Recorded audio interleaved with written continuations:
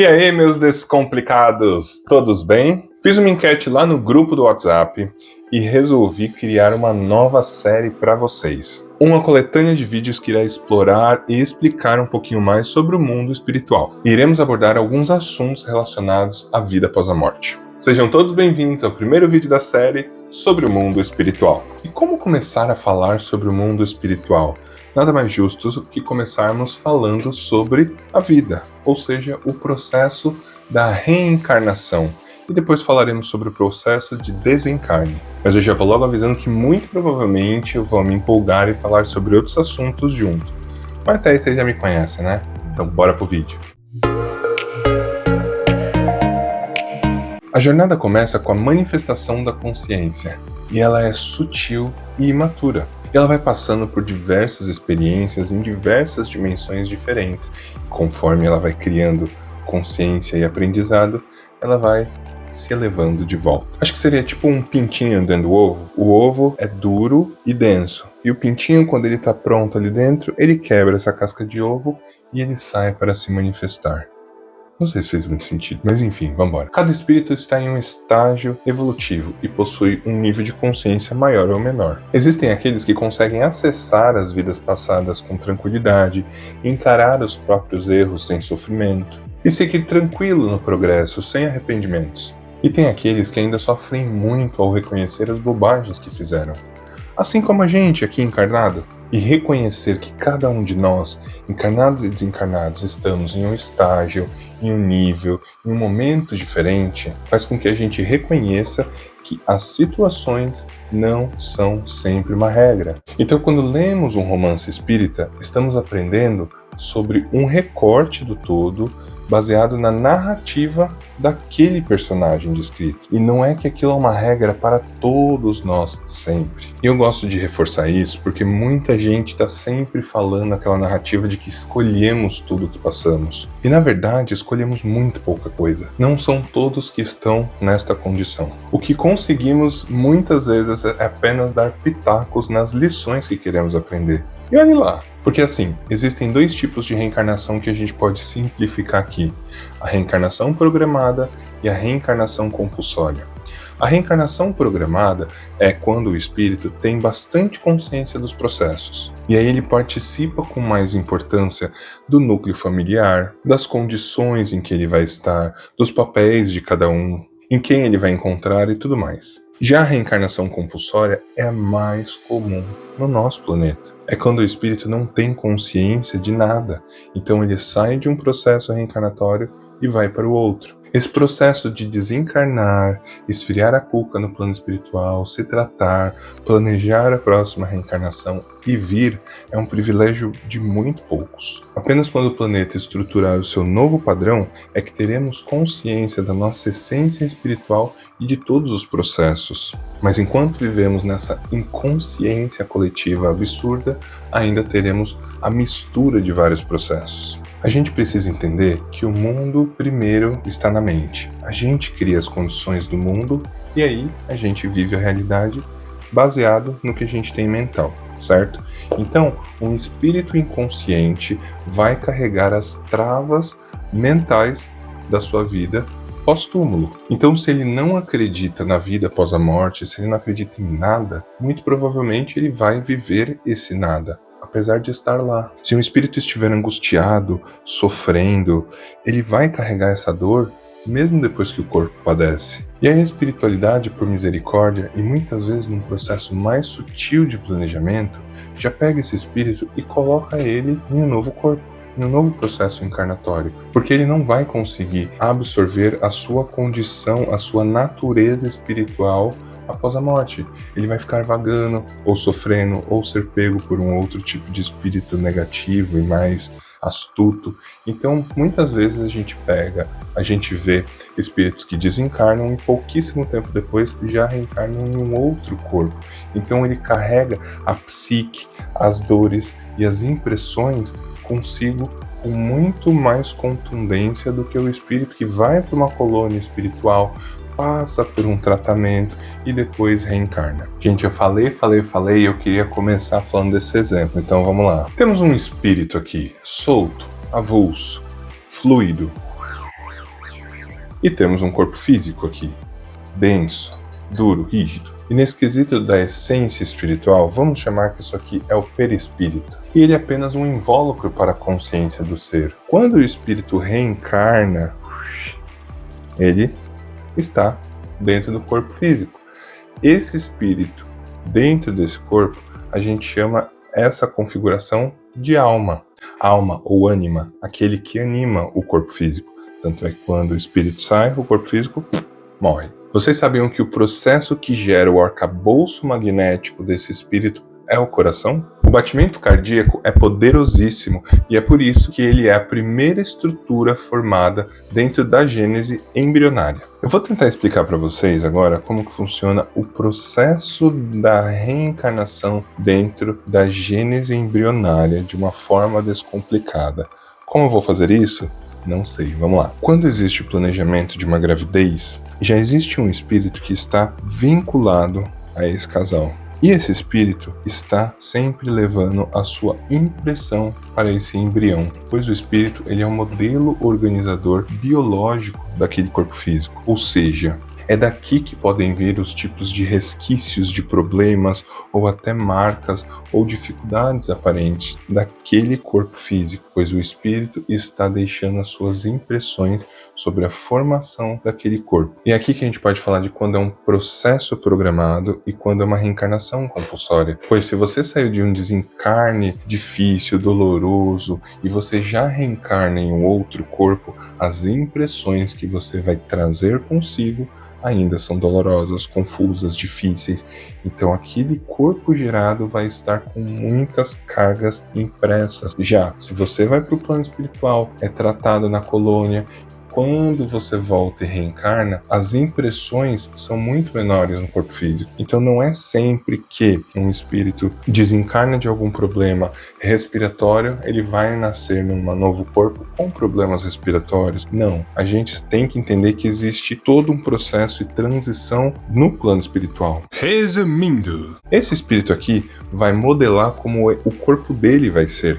E quando ele estiver encarnado, as limitações que ele criou vão ser utilizadas por ele mesmo. Faz algum sentido? E esse processo todo é muito legal. É por isso que a gente tem o véu do esquecimento. A gente estava com um cérebro extremamente maduro, coordenando o corpo, pensamentos e raciocínios difíceis.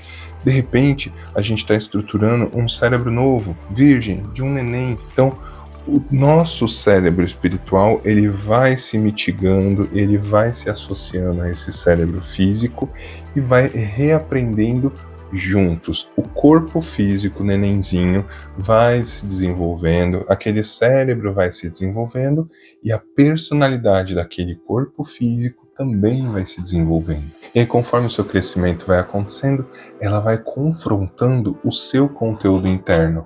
Que conteúdo interno? Esse aqui, essa essência espiritual. Então, quando estamos encarnados, a gente tem um confronto da personalidade atual com a nossa essência interna. Por isso que a adolescência é tão dolorosa, porque existe o conteúdo do espírito e o conteúdo da nova personalidade. Eu, Raul, sou um cara extremamente, envergonhado, eu sou um cara tímido, mas a minha essência espiritual já foi muitas vezes extrovertido. Então, que confronto eu estou vivendo baseado no que eu sinto que eu sou e naquilo que eu estou me tornando hoje? Percebem como é complexo esse processo? E isso tudo é vivido com muita intensidade na adolescência, que é onde eles se encontram em tribos, eles buscam formas de se expressar e de se validar o tempo todo. Porque é muito difícil eles conseguirem se validar internamente, por si só. Então, dependendo de como é a educação desses adolescentes, dependendo do convívio entre as outras pessoas, a gente precisa de tribos. Bom, isso é na vida de forma geral, os adultos também são assim, mas os adolescentes principalmente. Por que eu estou falando isso? Não sei, isso não estava no script. Voltando, então o espírito dentro desse novo corpo, ele está inconsciente do todo, mas carrega consigo as impressões internas mais fortes. Aquela sua moral, o core, é mantido. No entanto, essa nova personalidade criada, a educação que lhe é dada, fará com que ele enxergue a vida de uma forma nova, de uma forma diferente. E é por isso que o processo encarnatório ele é tão importante, pois cada vez que voltamos, estamos numa personalidade nova, em um contexto novo, com pessoas que nos cercam, em posições diferentes, que vai fazer com que a gente enxergue a vida de uma forma diferente. Ou seja, estamos em constante aprendizado. Mesmo quando fazemos coisas erradas, estamos aprendendo. E isso sempre vai ser levado para o todo interno da gente. E aqui eu abro um parênteses. Percebe a importância de uma educação positiva, equilibrada e acolhedora? Pois independente das tendências nocivas daquele espírito, ela pode ser aliviada e até mitigada dependendo da educação que lhe é imposta. E a educação aqui não é sobre ter modos, é sobre você despertar o autoconhecimento daquele ser. E aí, que família que ensina as crianças a reconhecer as suas emoções, a falar abertamente sobre suas emoções, sem julgar aquela criança, aquele adolescente? E expressar o quanto aquela criança é amada, apesar dela não ser perfeita. E aqui, de novo, vou abrir um segundo parênteses. Não fiquem dizendo para as crianças o quanto elas são perfeitas para vocês, porque elas não são perfeitas. E conforme elas forem crescendo, elas vão reconhecer essas imperfeições se olhando no espelho, levando bronca das pessoas, percebendo que elas não conseguem atingir aquilo que as pessoas esperam delas. E isso vai criando um senso absurdo de incompetência e angústia. E isso é um processo que dói muito. E muitas vezes eles não vão falar abertamente sobre isso, porque eles não sabem que é por conta disso. É difícil da criança, do adolescente, reconhecer que as coisas impostas a eles não são necessariamente aquilo que eles sentem sobre si. Então, como a gente pode curar esse tipo de processo? Falando com leveza sobre as dificuldades, sobre os problemas, sobre os defeitos dos pais, dos amigos, deles mesmos. Vamos rir dos nossos defeitos, acolher os nossos defeitos. E só assim, com consciência, que a gente pode superá-los. E se isso fosse internalizado dentro da consciência coletiva, a gente não ia ter uma sociedade que sofre tanto em ver a ilusão da perfeição dentro das redes sociais. Agora, tirando esse parêntese, se vocês gostam desse tema de educação envolvendo a espiritualidade e a neurociências, que é o meu tema de estudo da minha pós, deixem um comentário aqui embaixo que eu faço um vídeo porque eu amo esse assunto. Enfim, voltando. Então aquele espírito encarnou, ele tem um novo corpinho, uma nova personalidade e ele está vivendo experiências sob uma nova perspectiva. E aí agora a gente vai falar sobre o processo de desencarne e vamos contar dois caminhos diferentes para essa criatura aqui. Então vamos lá, vamos supor que esse serzinho aqui, vamos dar o nome de seu Nelson. Ele teve uma vida equilibrada, uma vida feliz, ele aprendeu com seus erros, ele não teve apego material, enfim, o seu corpinho parou, puf, morreu. E aí o espírito se solta do corpo físico. Então não temos mais um corpo físico aqui. E aí esse ser espiritual volta para a dimensão espiritual. No entanto, ele ainda carrega as impressões corpóreas da sua última vida. Porque imaginem assim, ele estava dentro daquele corpo físico por, 65 anos. Quando o corpo físico morre, as impressões elas ficam muito recentes, porque muitas das coisas que a gente vive são processos inconscientes. A gente não precisa pensar em bater o coração, em respirar, no intestino mexer. Essas coisas já foram aprendidas pela alma, dentro do reino mineral, dentro do reino vegetal, dentro do reino animal e agora dentro do reino hominal, a gente pode exercer a nossa vontade. Então pensa aqui comigo, o espírito está solto, mas ele ainda mantém o formato daquele corpo físico. E isso não muda da dia para noite. Requer um tempo para ele ajustar e perceber que ele não é mais aquele corpo físico, e sim uma essência espiritual.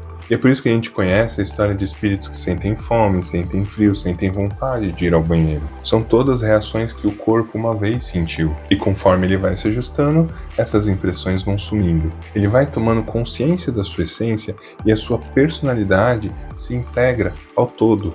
E aí vem um novo balanço. Então, se o o espírito sofreu uma reencarnação compulsória, mas naquela reencarnação ele conseguiu expandir um pouco mais os horizontes dele, ele vai podendo ficar mais consciente no plano espiritual e aprendendo por lá também. Agora, caso ele não tenha esse processo de expansão da consciência naquela reencarnação, ele pode ser tratado minimamente e já julgado para uma nova reencarnação. E é por isso que existem tantos espíritos inconscientes de sua natureza espiritual, não a lembrança desse mundo. E é por isso que eles são tão apegados ao plano espiritual, pois é tudo que eles conhecem. Mas entenda uma coisa, o processo de reencarnação compulsória ele não infringe o processo do livre-arbítrio.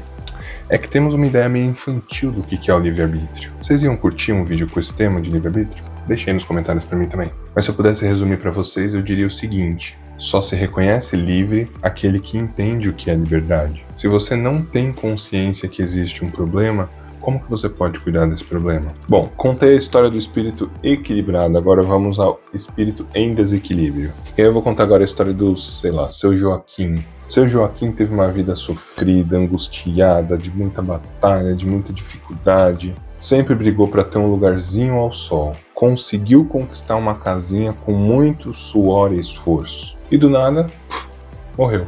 Esse ser também vai ser ejetado do corpo físico e também vai ficar com as impressões que ele tinha da sua última encarnação. Aqui é uma coisa muito legal. Mesmo esse espírito no plano espiritual, a parte mental desse espírito continua materialista. Então ele não vai reconhecer a sua essência sutil ou reconhecer alguma coisa diferente em volta, pois ele nunca nem cogitou que isso existisse. Então é por isso que existem tantos espíritos que morrem e continuam vagando por aí, como se eles estivessem no padrão de vida que eles tinham antes. Entendem? Eles ficam presos na ilusão de que o corpo físico proporcionava. E aqui a gente costuma chamar eles de espíritos obsessores, de espíritos vagantes, de alma penada e até de demônios. Mas na verdade eles só estão inconscientes e apegados àquilo que eles reconhecem como verdadeiro. E como eles vivem dentro da projeção mental que eles tinham, se são espíritos com bastante força mental, eles vão viver essa projeção por anos e anos e anos a fio. Mas tem uma hora que a realidade física começa a confrontar a força mental que eles vivem. Por exemplo, se a gente pensar que um espírito está vagando na sua casa que ele construiu uma vez. E aí existe uma família bem estruturada, feliz, harmônica. A realidade psíquica que aquela família vai criando começa a bater na realidade mental que ele criou para si. E aí esse confronto dá um chacoalhão nele, ele começa a enxergar essa família, começa a não reconhecer onde ele está, e é aí que abre uma abertura para esse espírito se questionar o que está acontecendo, pedir ajuda, e aí os mentores vão lá e levam ele. E aqui mais uma lição, porque não é só porque um espírito está em um processo de angústia, dor e sofrimento, é que a gente vai lá e cuida dele na mesma hora. Dentro do plano espiritual, o tempo não existe e as coisas precisam passar pelos processos de aprendizado necessário. Os mentores nunca vão tirar de você a oportunidade de aprender. Então, mesmo que doa naquele momento, eles vão permitir que você passe por aquilo. Porque o aprendizado ele sempre é soberano à situação. Eu sei que quando eu falo assim, parece até que é uma coisa, nossa, sádica. Mas não existe sadismo. Porque uma vez que você se cura e que você aprende e reconhece, a única coisa que fica em você é o aprendizado. Não é a dor, não é o sofrimento, não é a angústia. Você não tem esse arrastar de corrente. Pensa em vocês, quando a gente está aqui encarnado e a gente passa por uma situação de dor, uma situação difícil, quando a gente supera, a gente vira essa chave, a gente fica com aprendizado. Cresce e a gente não fica olhando mais para trás e pensando e sofrendo, nananã. O processo de luto é muito isso. Você vive o luto, você vive aquela dor intensa, angustiante.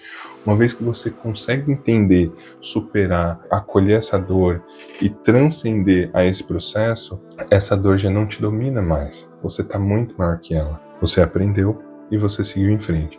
É a mesma coisa dentro dos processos espirituais. Então assim, galera, cuidado para chamar espíritos inconscientes de obsessores ou demônios por aí. Às vezes eles só estão num outro processo. É a mesma coisa de você chegar numa sala de crianças do primeiro ano e perguntar pra eles: vocês podem explicar pra gente o Teorema de Pitágoras? Aí as crianças vão ficar se olhando, né? Não vão saber responder. Você vai falar: ai, nossa, que crianças burras. É julgar alguém que não está no seu tempo de aprender, de saber daquela informação, certo? E quando a gente aprender a acolher o desequilíbrio do outro, sem julgar, vai ser muito mais fácil o convívio para todo mundo. Porque um dia é do outro, outro dia é nosso. E aí vem de novo a frase: amai-vos uns aos outros. Porque simplesmente quando você ama o outro, você respeita, você acolhe, você não julga, você torce pelo outro. Se estivéssemos em um mundo onde todo mundo torce por todo mundo, só existiria campeão. Percebe como poderia ser muito mais simples? E é por isso que entender o processo do encarne e do desencarne é tão importante. Mas assim, galera, existe muita coisa que eu não falei aqui. Esse vídeo tá gigantástico. Olha, só de gravação eu já tô há mais de uma hora falando aqui. Por exemplo, eu nem comentei sobre os sentimentos e as emoções quando estamos encarnados. Porque aqui a gente tem uma coisa, aqui a gente tem outra, e quando estamos assim temos outra coisa. E essa confusão toda passa pelo cérebro físico, pelo filtro do ego e pela essência espiritual. É um bololoço todo. Se vocês gostam de temas mais assim, deixe aqui nos comentários também. Galera, esse vídeo vai ficar grande, mas eu amei falar sobre tudo isso. Eu espero que vocês também tenham gostado. Então não esqueçam de se inscrever. Vou ficando por aqui. Um beijo e tchau!